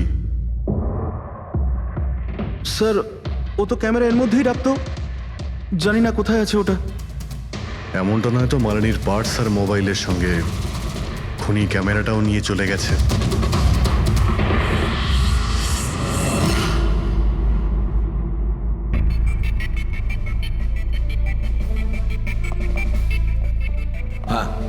স্যার, এই স্পিড ডেটিং এর কনসেপ্টটা তো বেশ ভালো, কিন্তু যদি সাবধান না থাকা হয় তো খুবই ক্ষতি হতে পারে। হ্যাঁ স্যার, এদের মধ্যে কেউ ক্রিমিনালও হতে পারে। একদম ঠিক, কিন্তু এই সাবধানতাটা ইভেন্ট ম্যানেজারের এবং সমস্ত পার্টিসিপেন্টদের এটা বোঝা উচিত। স্যার, হ্যাঁ, এই সোহনের মিথ্যে কথা ধরা পড়ে গেছে স্যার। এ আমাদের বলেছিল পরশুদিন রাতে ও নিজের অফিসে কাজ করছিল রাত্রি 1:30 পর্যন্ত, কিন্তু ওর মোবাইল ডিটেলস অন্য গল্প বলছে। ওর অফিস আন্ধেরিতে আর এই দাদা বান্দ্রাতে ছিল রাত 11:30 থেকে 12:30 অবধি, সেই রেস্টুরেন্টের কাছে যেখানে মালিনী গিয়েছিল স্পিড ডেটিং এর জন্য। এখনই ওকে ডেকে পাঠাও।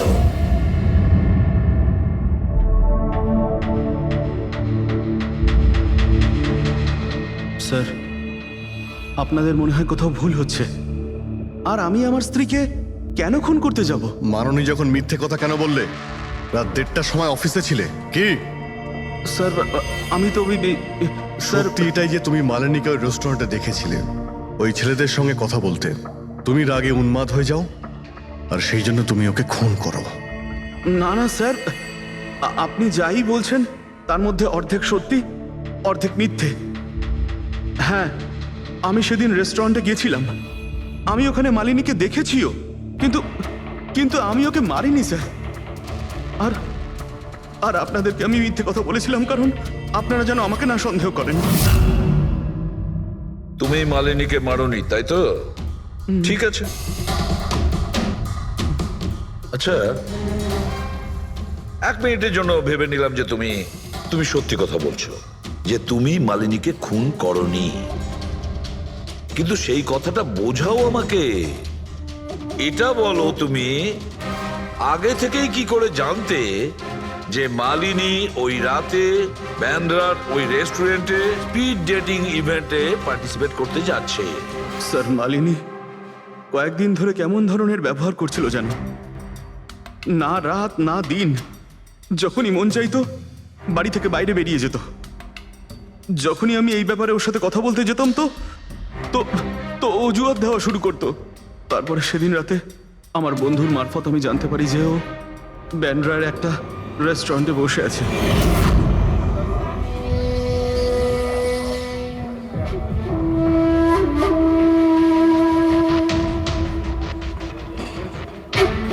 নিজের স্ত্রীকে স্পিড ডেটিং এ দেখে আমার মনটা একেবারে ভেঙে যায় স্যার। আমার মনে হয়েছিল যে আমার ভালোবাসায় কি কোনো খামতি রয়েছে, কিন্তু আমি ওই মুহূর্তে ওই রেস্টুরেন্টে ওর সাথে ঝগড়া করিনি।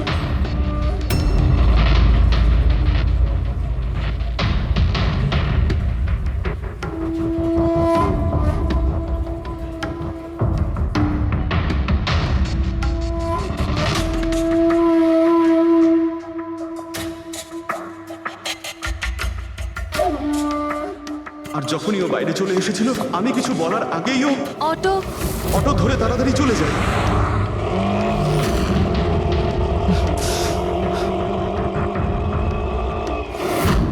স্যার আমি সত্যি কথা বলছি, আমার উদ্দেশ্যটা শুধু ওর সাথে কথা বলাই ছিল, ওকে একেবারেই প্রাণে মারতে নয়। আফসোস যে মালিনীর সাথে আমি শেষ কথা বলতে পারলাম না। এখন এই রহস্য সারা জীবন রহস্য হয়েই থেকে যাবে যে ও আমার সাথে প্রতারণা করলো কেন। ও তোমার সঙ্গে প্রতারণা কেন করলো?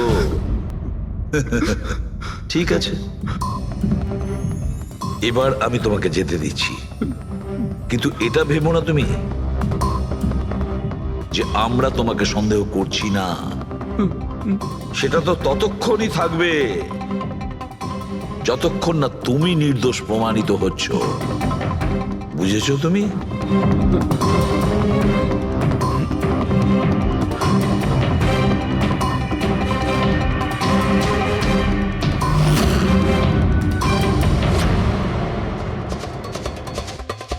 স্যার এই যদি না হয় তাহলে সন্দেহ ওদের দিকেই যাচ্ছে যারা মালিনীর সঙ্গে ওই দিন রাতে ছিল।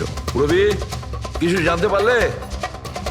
স্যার ওই দিন রাত্রে মালিনী 6 জন লোকের সাথে কথা বলেছিল। সুনীল, আরজে, হেমন্ত, গৌরব, ময়ূক আর প্রতীশ।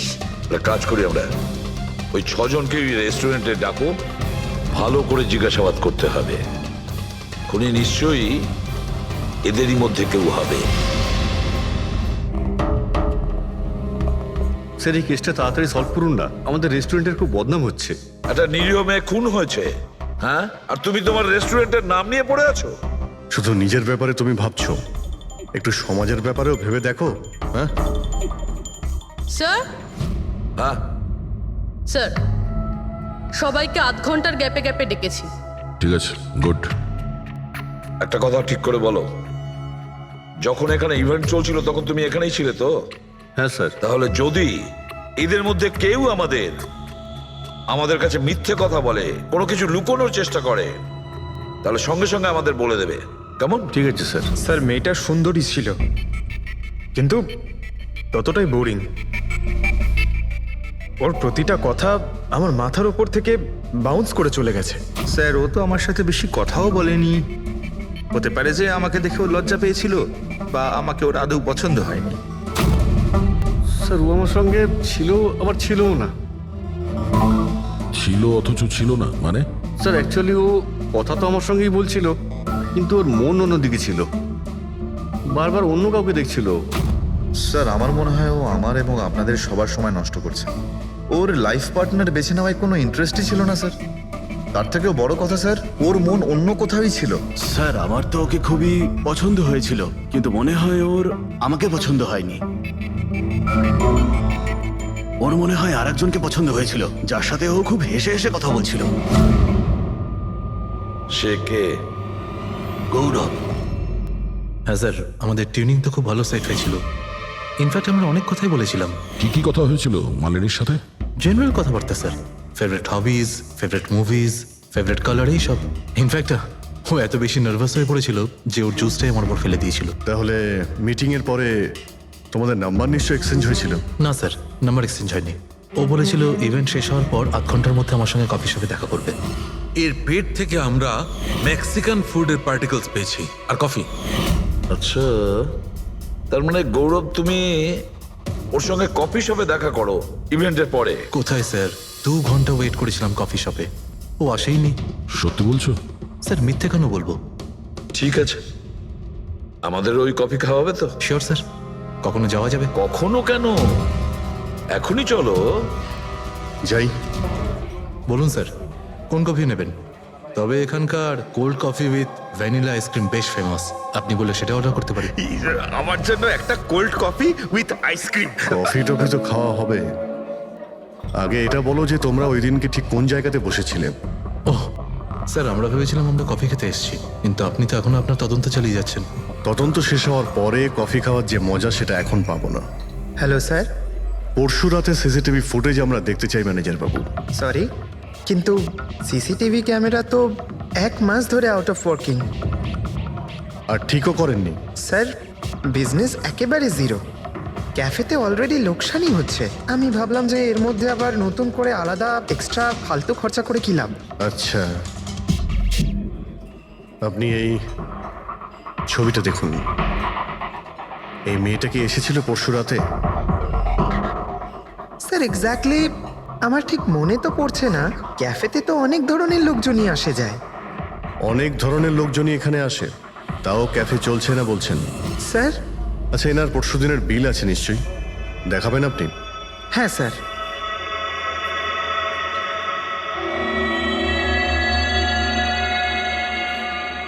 স্যার এই যে বিল, 27 তারিখ রাতের 11টা বেজে 4 মিনিটের বিল এটা। 1 মোকা কফি আর একটা ক্যাফেচিনো কফি। তুমি তো বললে তুমি একা ছিলে, তাহলে এই দুটো কফি কিসের জন্য? স্যার আমি তো ওর জন্য কফি অর্ডার দিয়েছিলাম, ও না আসলে আমি কি করব? আমি অনেকক্ষণ ওর জন্য অপেক্ষা করেছিলাম।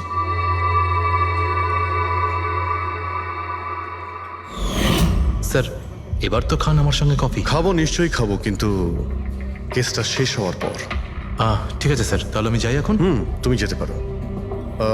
Thank you very much. Most welcome.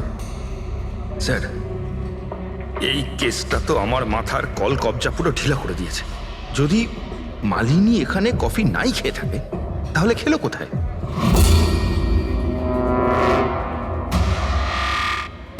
ওই গৌরবী আবার মালিনীকে মেরে ফেলেনি তো?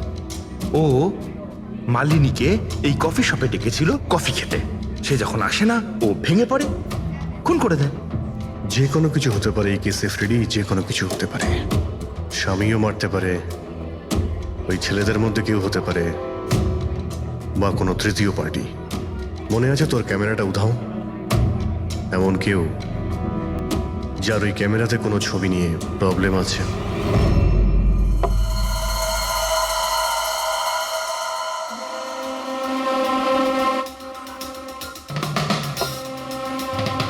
যদি মালিনীর ক্যামেরাটা উধাও হয়ে যায়, তাহলে মালিনী নিশ্চয়ই এমন কোনো ছবি তুলেছিল যেটাতে কারোর না কারোর রাতের ঘুম কেড়ে নিয়েছিল।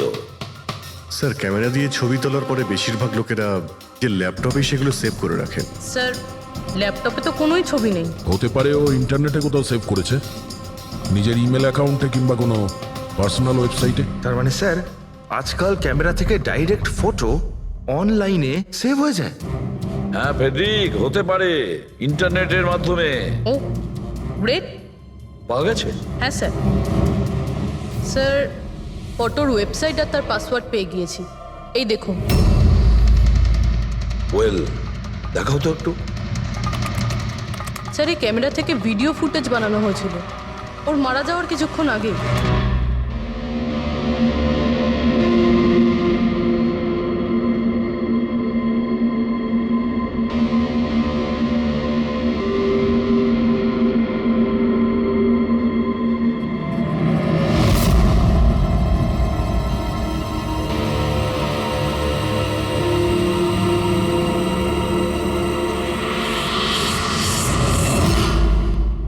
এই ফুটেজের জন্যই মালিনীর খুন হয়নি তো?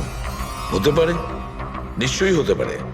মনে হচ্ছে এই মালিনী কারোর হয়ে স্পাইগিরি করছিল, কারোর মুখোশ খুলে দিতে চেয়েছিল, আর এই জন্যই ও খুন হয়ে যায়। এই মালিনীর সম্পর্কে আমরা এখনো ঠিক জায়গায় পৌঁছতে পারিনি স্যার। এতক্ষণ মনে হচ্ছিল যে ও স্পিড ডেটিং এর জন্য গেছে, তারপরে জানা গেল যে ও বিবাহিত, মেডিকেল প্রফেশনাল, আর এখন জানা যাচ্ছে ও কারোর ওপর গোয়েন্দাগিরি করছিল। আর ওই গোয়েন্দাগিরিটা কোনো মেডিকেল ফিল্ডের সঙ্গে কানেক্টেড হতে পারে, কারণ ফুটেজে দেখোনি চারিদিকে শুধু মেডিসিন সাজানো। স্যার, এই ফুটেজের মধ্যে একটা জায়গাতে একটা ছায়া দেখতে পাওয়া গেল না? খুনির হতে পারে।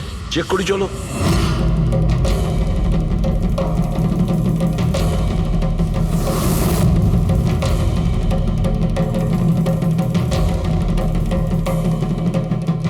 এর মধ্যে যে ডেটগুলো দেখতে পাচ্ছি এ তো এক্সপায়ার হয়ে গেছে।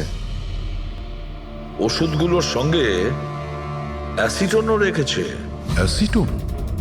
স্যার এই কেমিক্যাল দিয়ে তো ওরা ওষুধের ওপর পুরনো এক্সপায়ারি ডেট উঠিয়ে দিয়ে নতুন ডেট দিতে পারে, আর সেটা ওরা বাজারে ছাড়তে পারে বিক্রির জন্য। কয়েকটা টাকার জন্য মানুষের জীবন নিয়ে এত বড় খেলা খেলছে। এটার খোঁজ নিতেই মালিনী ওখানে গিয়েছিল। হ্যাঁ স্যার, ওই খুনি মালিনীর ক্যামেরাটা তো চুরি করে নিয়েছিল, কিন্তু এটা জানতো না যে মালিনী মরার আগে পুরো ফুটেজটা ওয়েবসাইটে দিয়ে দিয়েছিল।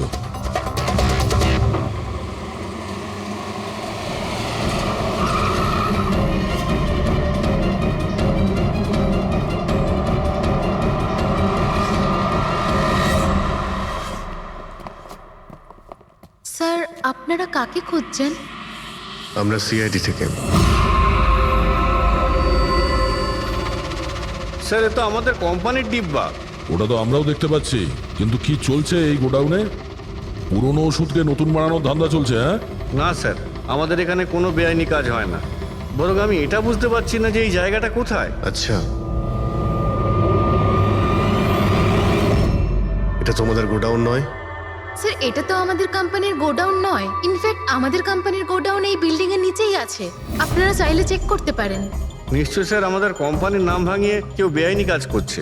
কিন্তু আপনাদের কোম্পানিতে যে পুরনো ওষুধ, ওগুলো কি করেন আপনারা? স্যার একটা কোম্পানিকে আমরা কন্ট্রাক্ট দিয়েছি আমাদের কোম্পানির সব পুরনো মেডিসিনগুলোকে ডিস্ট্রয় করার জন্য।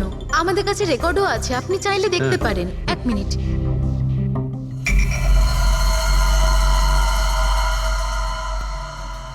স্যার এই দেখুন, এখানে কোম্পানির সমস্ত রেকর্ড মেনশন করা আছে। তো এদের কাছে তোমাদের কোম্পানির নতুন বক্সগুলো এলো কি করে? তার মানে পুরো ধান্দাটাই পুরনো ওষুধ নষ্ট করার কোম্পানিতে চলছে। কোম্পানির নাম হলো BTI medical waste management company. এই কোম্পানিতে কার সঙ্গে কথাবার্তা হয় আপনাদের? স্যার মিস্টার গৌরব কুমার। গৌরব কুমার? এই গৌরব কুমার? স্যার ইনি মিস্টার গৌরব কুমার। হ্যাঁ স্যার, এই। কিন্তু আপনাদের কাছে এনার ফটো কিভাবে এলো? অনেক বড় ফ্যান আমি এর। দরজা সব লক চেঞ্জ হয়েছে কিনা? হ্যাঁ স্যার, এই নিন।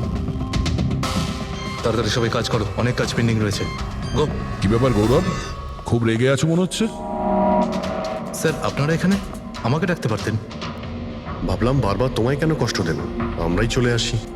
স্যার এবারে আপনাদের কফি না খাইয়ে ছাড়ছি না। আচ্ছা, কখনো জেলের কফি খেয়েছো? জেলের কফি? হ্যাঁ, অভ্যেস করে নাও, কারণ বাকি জীবনটা তোমার ওখানেই কাটতে চলেছে। স্যার আপনারা এখনো আমাকে সন্দেহ করেন? সন্দেহ করবো না তো কি করব, হ্যাঁ? ফিগল্যাক্সি কোম্পানির পুরনো ওষুধগুলোকে নতুন করার ব্যবসা করছো তুমি। আপনি কি বলছেন স্যার? তোমার কোম্পানির গোডাউন দেখতে হবে আমাকে, চলো দেখাও। স্যার আমার কোম্পানির গোডাউনের চাবি হারিয়ে গেছিল, এই দেখুন এই মাত্র ডুপ্লিকেট বানিয়ে আনলাম। আপনারা চাইলে আমার স্টাফেদের জিজ্ঞেস করুন। চাবি হারিয়ে গেছে? হ্যাঁ স্যার। এইভাবে কি করে হারিয়ে যেতে পারে? হ্যাঁ জানি না স্যার, অ্যাকচুয়ালি ওই দিন যখন আমি স্পিড ডেটিংয়ে গেছিলাম তখন আমার কাছে চাবিটা ছিল। তারপর হারিয়ে গেল। যখন তুমি স্পিড ডেটিং এর জন্য গিয়েছিলে তখন চাবিটা নিজের সঙ্গে নিয়ে গিয়েছিলে? অ্যাকচুয়ালি স্যার এই চাবিটা সবসময় আমি সঙ্গে রাখি। ফার্স্ট টাইম হলো এটা যে চাবি হারিয়ে গেল। এই মালিনী কি তাহলে চাবি চুরি করেছিল, তারপর ওখান থেকে সোজা বেরিয়ে এই গোডাউনে আসে ভিডিও করার জন্য?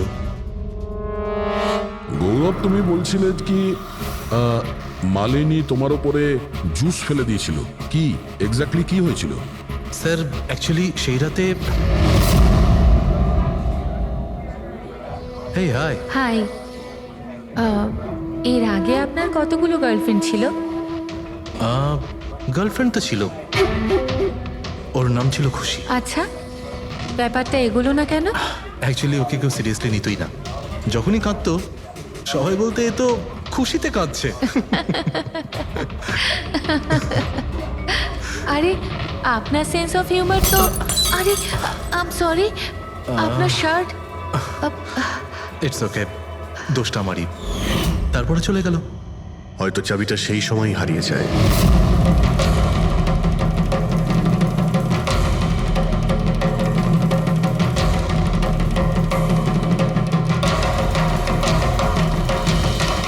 মালিনী চাবি চুরি করেছিল? হ্যাঁ, এখানে এসে তোমার বিরুদ্ধেও প্রমাণ জোগাড় করেছিল, সেই জন্য তুমি ওকে মেরে দিয়েছো। স্যার এসব মিথ্যে। স্যার ওই দিন রেস্টুরেন্টের পর ওর সঙ্গে দেখাই হয়নি। চলো এই গোডাউনটা দেখাও যার চাবিটা হারিয়ে গেছিল। এখন তো নতুন চাবি এসে গেছে না, চলো।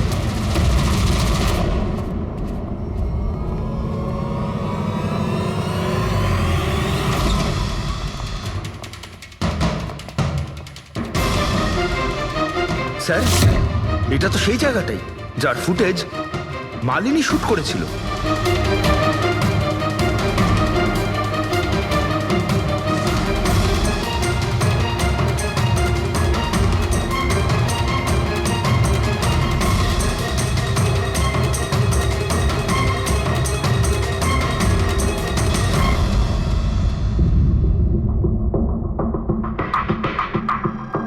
তার মানে এখানে পুরনো ওষুধগুলোকে নতুন বানানো হয়, হ্যাঁ?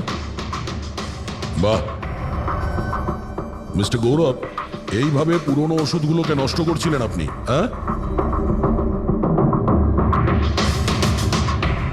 সবাই তোমাদের উপরে ভরসা করে ওষুধ কেনে, আর তোমরা তাদের বিষ বিক্রি করছো, বিষ।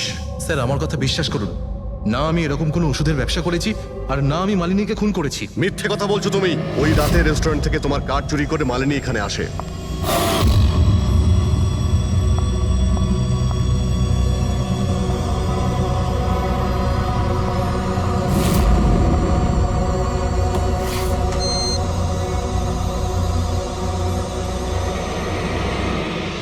ও এখানে সেই ফুটেজ শুট করে।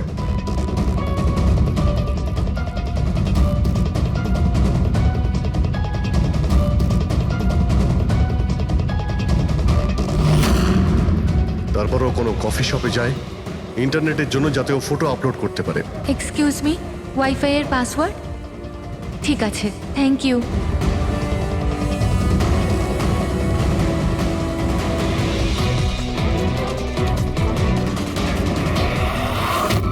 আর যেই ও কফি শপ থেকে বাইরে বেরিয়েছিল তুমি ওকে ফলো করেছো, আর যেই সুযোগ পেয়েছো অমনি ওকে মেরে দিয়েছো, হ্যাঁ? আর ওর লাশটাকে সমুদ্রে ফেলে দিয়েছো। স্যার সেই রাতে আমি গোডাউনে আসিনি, আমার কথায় বিশ্বাস নেই তো? ঠিক আছে, ওয়াচম্যানকে জিজ্ঞেস করুন। ওই ফুটেজে একটা ছায়া দেখতে পেয়েছি, কে ছিল সে? স্যার আমি কি করে জানবো সে কে ছিল? আচ্ছা, এক্ষুনি জেনে যাবো, চলো।